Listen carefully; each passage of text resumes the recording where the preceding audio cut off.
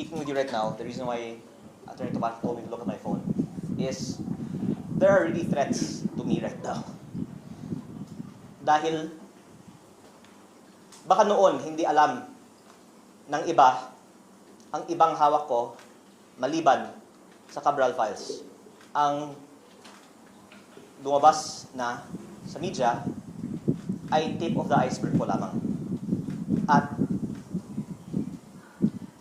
kung ilabas ko lahat ng mga files na hawak ko, maiintindihan ng taong bayan bakit higit pa sa lahat ng ibang mga target, ako ang pangunahing target ng iba't ibang mga personalidad sa nakaraang mga araw at linggo.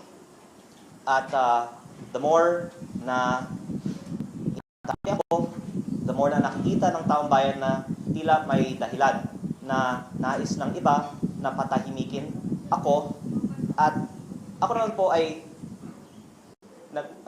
nakikinig sa payo ni Senator Ping Lacson na wag bara-bara, kaya yung mga hawak kong ebidensya, higit pa sa Cabral Files, ay hindi ko inilalabas. Pero ang taong bayan na mismo ang pwedeng makakita na tila may dahilan na napakaraming mga personalidad ay umaatake sa akin.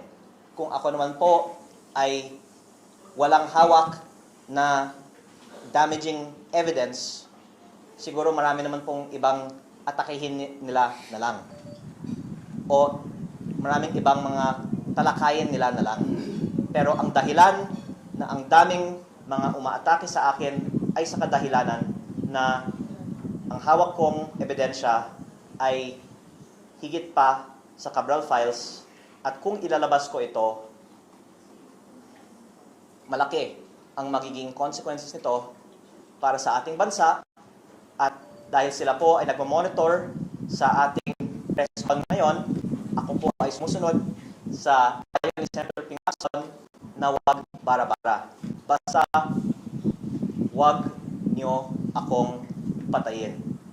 Dahil kung papatayin nyo ako, lalabas ang buong katotohanan ng mga ginawa ninyo sa DPWH.